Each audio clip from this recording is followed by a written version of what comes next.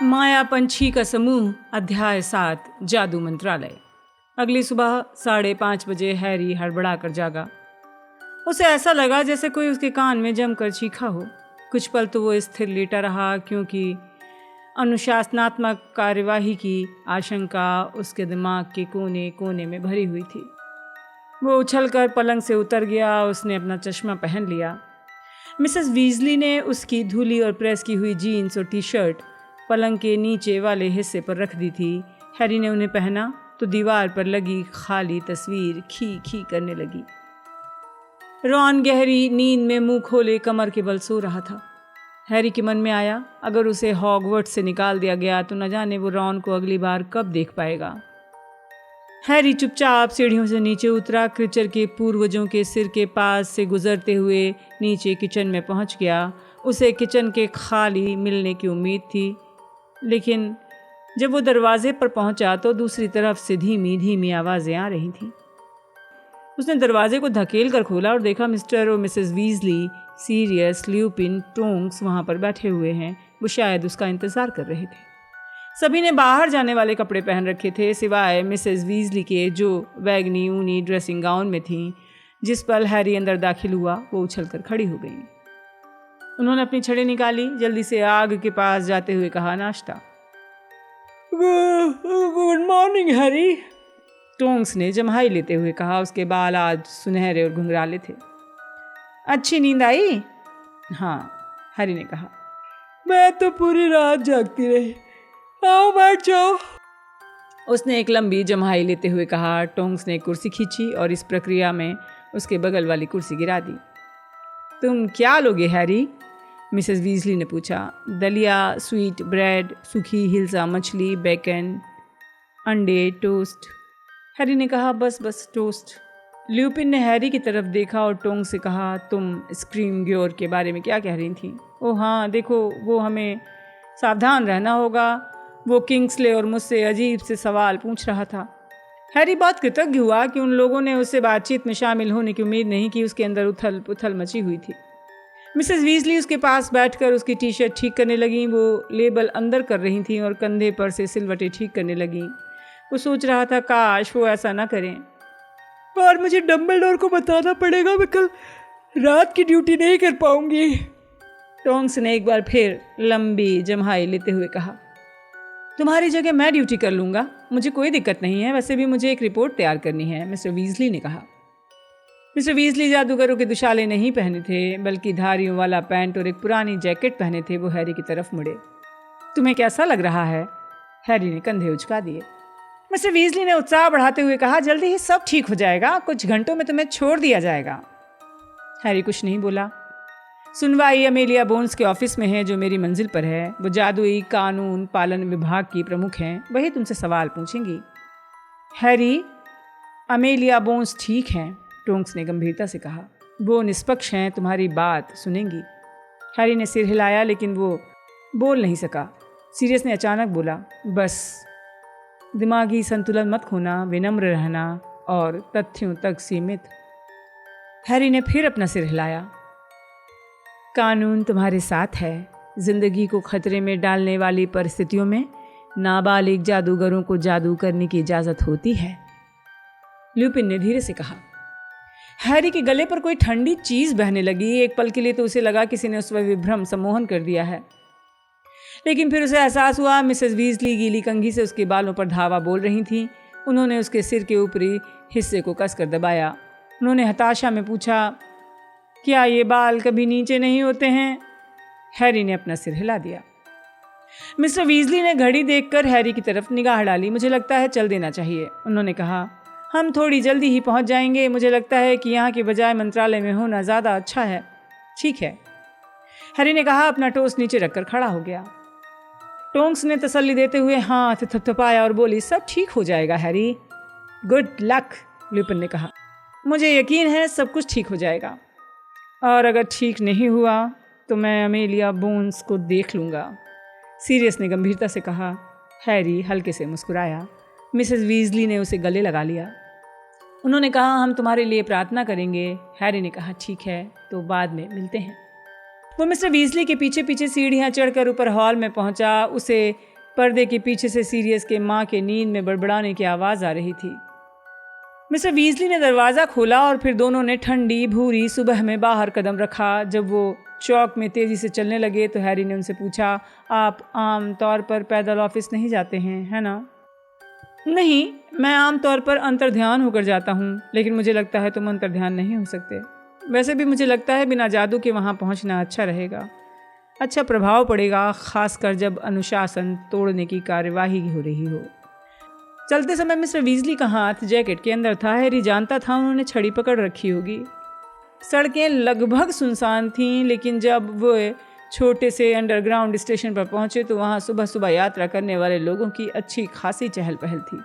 हमेशा की तरह इस बार भी मगलुओं की दिनचर्या देखकर मिस्टर वीजली का उत्साह देखने काबिल था। बहुत बढ़िया, बहुत ही बढ़िया, उन्होंने फुसफुसाकर कहा। ऑटोमेटिक टिकट मशीनों की तरफ इशारा करते हुए कहा, सचमुच अद्भुत। हैरी ने साइन बोर्ड की तरफ इशारा करते हुए कहा, हाँ, लेकिन फिर भी। वे उनकी तरफ अब भी हसरत से देख रहे थे। उन्होंने एक उनींदे क्लार्क से टिकट खरीदे। हैरी ने नोट देने का काम किया क्योंकि मिस्टर वीजली मगलुओं के नोट ठीक से नहीं गिन पाते थे। और 5 मिनट के बाद वो एक अंडरग्राउंड ट्रेन में बैठे जो धड़धड़ाती हुई उन्हें लंदन के बीच वाले हिस्से की ओर ले जा रही थी। वो लंदन के बीच के स्टेशन पर उतरे। सूट पहने लोग अपने ब्रीफ केस उठाकर जल्दी जल्दी उतरने की कोशिश कर रहे थे। वे लोग एस्केलेटर पर खड़े होकर ऊपर गए और टिकट बैरियर से गुजरे। मिस्टर वीजली इस बात पर खुश हुए कि मशीन ने उनका टिकट निगल लिया। फिर वो बाहर की चौड़ी सड़क पर पहुंच गए जिसकी दोनों तरफ बड़ी बड़ी इमारतें थीं। सड़क पर काफ़ी ट्रैफिक था। मिस्टर वीजली ने सूनेपन से कहा, हम कहाँ हैं? एक पल के लिए तो हैरी का दिल धक रह गया। उसे लगा बार बार नक्शा देखने के बावजूद मिस्टर वीजली गलत स्टेशन पर उतर गए हैं। लेकिन एक पल बाद मिस्टर वीजली बोले, ओह हाँ, इस रास्ते से आओ हैरी। वो उसे बगल वाली सड़क पर ले गए। सॉरी, लेकिन मैं ट्रेन से ऑफिस नहीं आता हूँ। मगलुओं के नज़रिए से रास्ता बहुत अलग दिखता है। सच तो ये है कि ट्रेन से पहले मैं कभी ऑफिस नहीं आया हूँ। वो जितना आगे चलते गए इमारतें उतनी छोटी होती गईं। आखिर ऐसी सड़क पर पहुंच गए जहां बहुत ही गंदे ऑफिस दिख रहे थे। इनके अलावा वहां एक शराब खाना और एक कूड़ेदान था। हैरी को जादू मंत्रालय से ज़्यादा अच्छी जगह पर होने की उम्मीद थी। लो, पहुंच गए। मिस्टर वीजली ने उत्साह से एक पुराने लाल टेलीफोन बूथ की तरफ इशारा किया। उसके अंदर के कई कांच गायब थे। इसकी दीवार पोस्टर से ढकी हुई थी। पहले तुम अंदर जाओ हैरी। उन्होंने टेलीफोन बूथ का दरवाज़ा खोल दिया। हैरी ने पहला कदम अंदर रखा। सोचने लगा, क्या झमेला है। मिस्टर वीजली भी सिकुड़कर हैरी के पास खड़े हो गए। उन्होंने दरवाज़ा बंद कर लिया। ठसाठस खड़े थे। मिस्टर वीजली सिकुड़कर हैरी के पास आकर खड़े हो गए। उन्होंने दरवाज़ा बंद कर लिया। हैरी टेलीफोन से टकरा रहा था जो दीवार पर इस तरह टंगा था जैसे किसी उपद्रवी ने उसे खींचकर उखाड़ने की कोशिश की हो। मिस्टर वीजली ने हैरी के पास से हाथ बढ़ाकर रिसीवर उठा लिया। हैरी ने कहा, मिस्टर वीजली, मुझे लगता है ये ख़राब है। नहीं, मुझे पता है, ये ठीक है। मिस्टर वीजली ने रिसीवर को अपने सिर के ऊपर उठाया और डायल की तरफ घूरा। देखो, 6। उन्होंने नंबर डायल किया। 2, 4, दूसरा 4 और फिर से 2। जब डायल घूमकर दोबारा जगह पर आया तो टेलीफोन बूथ से महिला की आवाज़ आई। ये आवाज़ मिस्टर वीजली के रिसीवर से नहीं आ रही थी, बल्कि इतनी तेज़ थी जैसे कोई अदृश्य महिला उनके पास खड़े होकर बोल रही हो। जादू मंत्रालय में आपका स्वागत है। कृपया अपना नाम और काम बताएं। मिस्टर वीजली ने कहा, जो तय नहीं कर पा रहे थे कि उन्हें रिसीवर में बोलना चाहिए या नहीं। बाद में उन्होंने माउथ पीस को कान से लगाते हुए कहा, मगलू वस्तु दुरुपयोग विभाग का आर्थर वीजली हैरी पॉटर के साथ आया है, जिसे अनुशासनात्मक कार्यवाही में उपस्थित होना है। धन्यवाद। महिला की शांत आवाज़ आई। आगंतुक कृपया बैज उठाकर अपने दुशाले के सामने लगा लें। एक क्लिक की आवाज़ आई और हैरी ने देखा जिस जगह से आम तौर पर सिक्के वापस आते हैं कोई चीज़ उस जगह पर टकराई। उसने वो चीज़ उठा ली। वो एक चौकोर सफ़ेद बैज था जिस पर लिखा था हैरी पॉटर अनुशासनात्मक सुनवाई। उसने बैज अपने टी शर्ट के सामने पिन पर लगा ली। फिर उसी महिला की दोबारा आवाज़ आई, मंत्रालय में आने वाले आगंतुक सुरक्षा डेस्क पर अपनी तलाशी दें और आपकी छड़ी का रजिस्ट्रेशन होगा। सुरक्षा डेस्क प्रवेश के दूर वाले छोर पर है। टेलीफोन बूथ का फर्श हिलने लगा। वो धीरे धीरे जमीन में उतरने लगे। हैरी ने घबरा कर देखा। टेलीफोन बूथ की कांच की खिड़कियों के पार फुटपाथ ऊपर उठता दिख रहा था। कुछ ही देर में उनके सिरों के ऊपर अंधेरा हो गया। उसे दिखाई देना बंद हो गया। टेलीफोन बूथ के नीचे उतरते समय उसे एक हल्की सी घरघराती आवाज सुनाई दे रही थी। फिर उस महिला की आवाज सुनाई दी, जादू मंत्रालय में आपका स्वागत है। टेलीफोन बूथ का दरवाजा खुल गया। मिस्टर वीजली उसके बाहर निकल आए। हैरी पीछे पीछे आ गया। सामने का दृश्य देखकर उसका मुंह खुला रह गया। वो लोग एक बहुत लंबे और भव्य हॉल के एक सिरे पर खड़े थे। यहाँ गहरे रंग की लकड़ी का चमकदार फर्श था। मोर के पंखों जैसी नीली छत पर चमकते हुए सुनहरे प्रतीक लगे थे। दोनों तरफ दीवारों पर गहरे रंग की लकड़ी के पटिये थे। हर कुछ पल के बाद कोई जादूगरनी या जादूगर शाय की आवाज के साथ बाएं हाथ की तरफ बनी किसी अंगीठी से प्रकट होता था। अंतर्ध्यान होते लोगों की कड़ाक की आवाजों के साथ आते जाते सैकड़ों जादूगरों और जादूगरनियों के चलने की आवाजों के साथ ही पानी गिरने की आवाज आ रही थी। ज्यादातर जादूगरों के चेहरों पर सुबह रहने वाला उदासी का भाव था और वो हॉल के सिरे पर लगे सुनहरे दरवाजों की तरफ जा रहे थे। इस तरफ, मिस्टर वीजली ने कहा। वो भीड़ में शामिल हो गए और मंत्रालय के कर्मचारियों के बीच से होकर चलने लगे।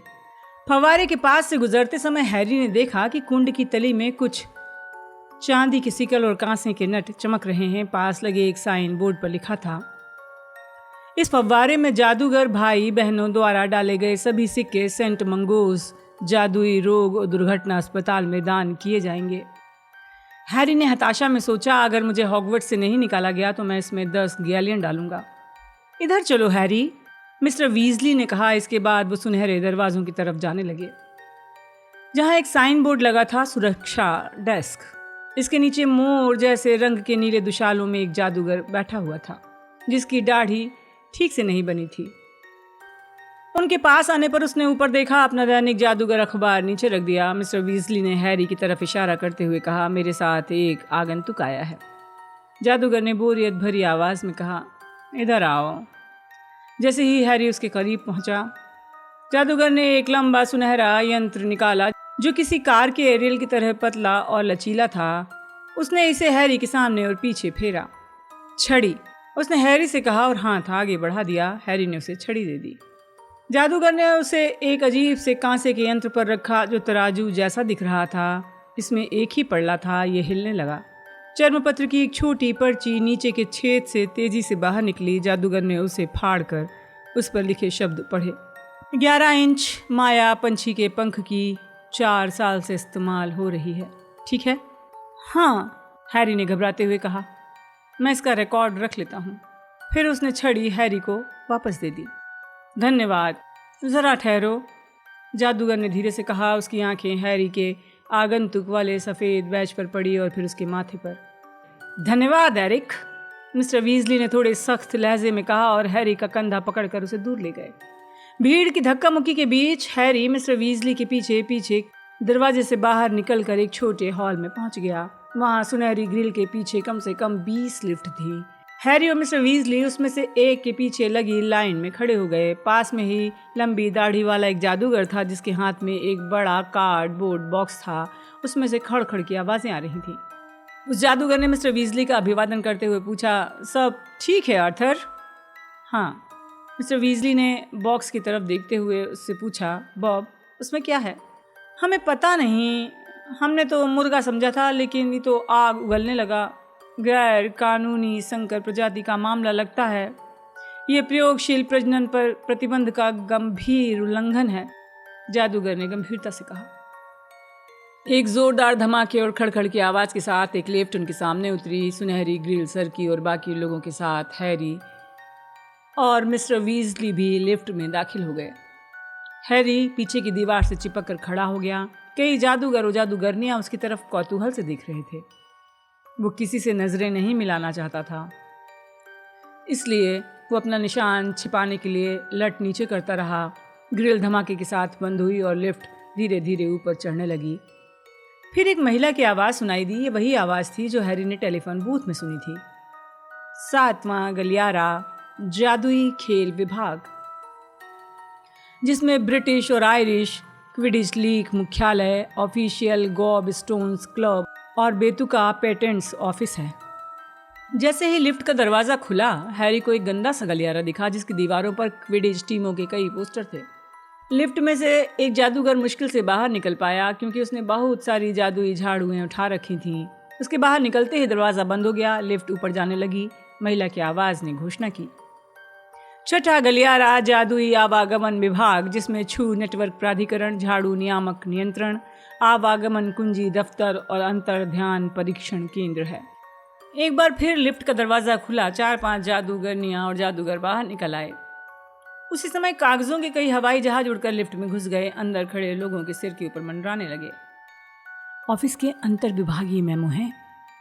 मिस्टर वीजली बुदबुदाए, हम पहले उल्लू भेजते थे लेकिन उनकी वजह से बहुत कचरा होता था। पूरी डिस्क पर बीट बिखरी रहती थी।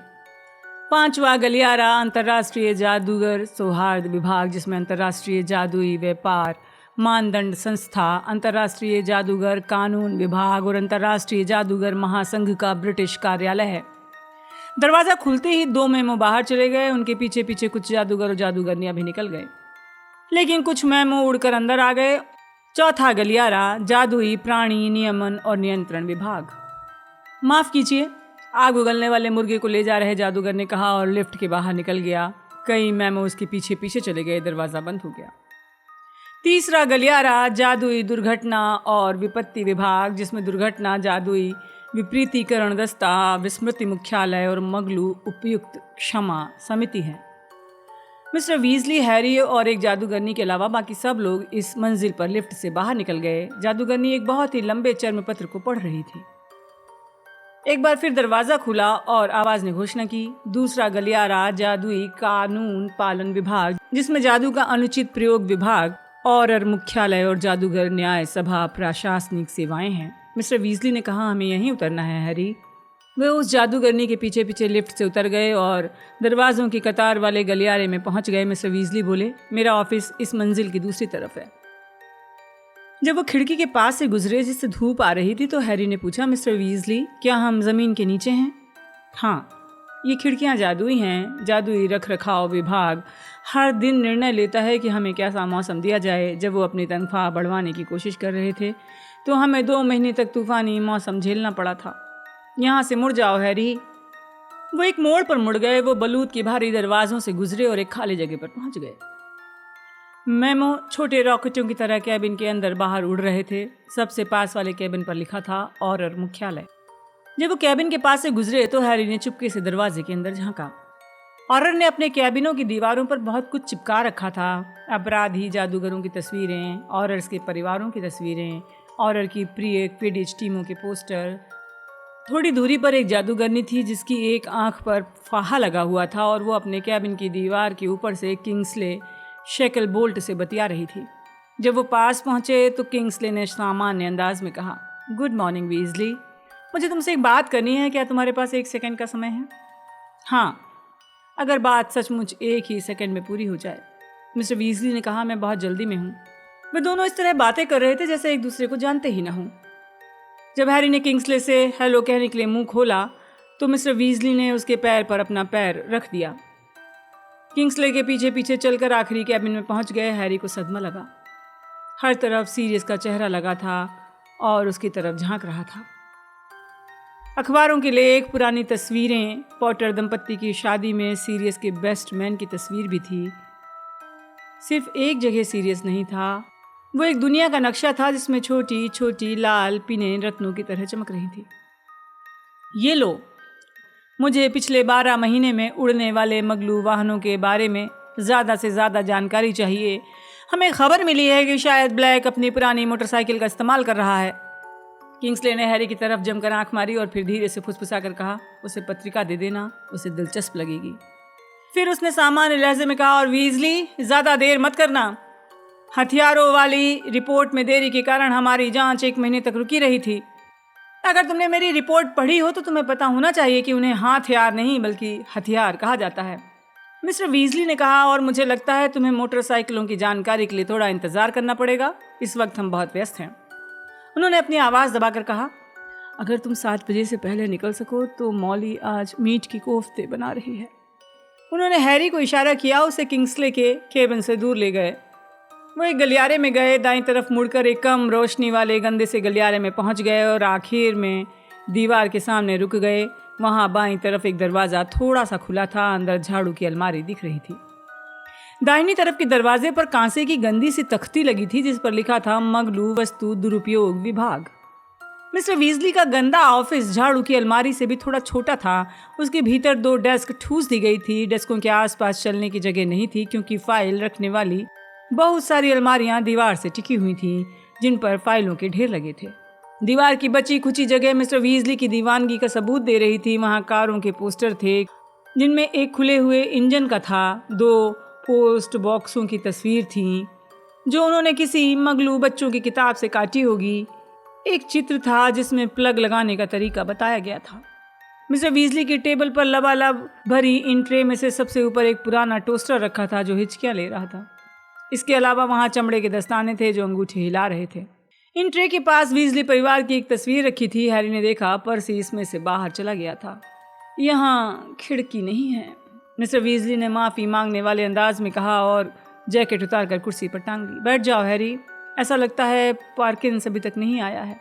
हैरी पार्किंस की डेस्क के पीछे वाली कुर्सी में मुश्किल से सिकुड़ कर बैठा। मिस्टर वीजली चर्मपत्रों के उस ढेर को सरसरी तौर पर देखते रहे जो किंग्सले शेकलबोल्ट ने उन्हें दिया। ओह, उन्होंने मुस्कुराते हुए कहा जब उन्होंने ढेर के बीच से द क्विबलर नाम की पत्रिका निकाली। हाँ, उन्होंने इसे उलट पलट कर देखा। हाँ, उसकी बात सही है। यकीन है सीरियस को ये दिलचस्प लगेगी। हे भगवान, अब ये क्या है? खुले दरवाजे से एक मेमो उड़कर अंदर आया और हिचकियां ले रहे टोस्टर के ऊपर गिर गया। मिस्टर वीजली ने उसे खोलकर जोर से पढ़ा। बेथनॉल ग्रीन में 3रा सार्वजनिक निष्कासन टॉयलेट पाया गया है। कृपया तत्काल जांच करें। ये तो मूर्खतापूर्ण होता जा रहा है। निष्कासन टॉयलेट? मगलू विरोधी मस्खरी है, मिस्टर वीजली ने त्योरियां चढ़ाते हुए कहा। पिछले हफ्ते में हमें 2 टॉयलेट मिल चुके हैं, एक विंबलडन में, एक एलिफेंट एंड कैसल में। मगलू जब फ्लश खींचते हैं तो मलबा गायब होने के बजाय बाहर निकल आता है। फिर बेचारे मगलू क्या करें, वो उन्हें बुलाते हैं जो लोग नल की पाइप वगैरह ठीक करते हैं। नल वाले? हाँ वही, जाहिर है, लेकिन वो कुछ नहीं कर पाते। मुझे उम्मीद है कि जो भी ये काम कर रहा है हम उसे पकड़ लेंगे। क्या उन्हें ऑर्डर्स पकड़ेंगे? अरे नहीं, ये ऑर्डर्स जितना बड़ा काम नहीं है। ओह हैरी, ये लो, पार्किंस भी आ गया। झुकी कमर वाला एक संकोची बूढ़ा जादूगर हाँफता हुआ अंदर आया। उसके बाल सफ़ेद थे। ओह आर्थर, उसने हताशा से हैरी की तरफ देखे बिना कहा। शुक्र है तुम मिल गए। मैं नहीं जानता था क्या करूं, यहीं पर तुम्हारा इंतज़ार करूं या ना करूं। मैंने तुम्हारे घर पर उल्लू भेजा है लेकिन वो भी तुम्हें नहीं मिल पाया होगा। अभी 10 मिनट पहले एक महत्वपूर्ण संदेश आया है। मिस्टर वीजली ने कहा, मुझे निष्कासन टॉयलेट के बारे में पता चल गया है। अरे नहीं, टॉयलेट के बारे में नहीं, पॉटर की सुनवाई के बारे में है। उन्होंने जगह और समय दोनों बदल दिए हैं। सुनवाई अब 8 बजे 10 नंबर की पुरानी अदालत में होगी। मिस्टर वीजली ने अपनी घड़ी देखी, उनकी चीख निकल गई। वो कुर्सी से उछलकर खड़े हो गए। जल्दी करो हैरी, हमें 5 मिनट पहले पहुंच जाना चाहिए। पार्किंस अलमारियों से चिपक कर खड़ा हो गया। मिस्टर वीजली ऑफिस से बाहर को लपके हैरी उनके पीछे दौड़ रहा था। जब वे ऑर्डर्स के कैबिन के बाहर से निकले तो हैरी ने हाँफते हुए पूछा, उन्होंने समय क्यों बदल दिया? मुझे कुछ समझ नहीं आ रहा, लेकिन शुक्र है कि हम जल्दी आ गए थे। अगर सुनवाई में तुम नहीं पहुंच पाते तो बहुत बुरा होता। मिस्टर वीजली लिफ्ट के पास रुक गए, अधीरता से नीचे वाला बटन दबाने लगे। आजा। खड़खड़ करती लिफ्ट नजर आई। जल्दी से लिफ्ट के अंदर चले गए। जब भी वो रुकती थी तो मिस्टर वीजली आवेश में गाली देने लगते और 9 नंबर का बटन दबाने लगते।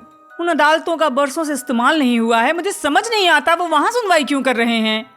रहस्य विभाग। महिला की भावहीन आवाज आई।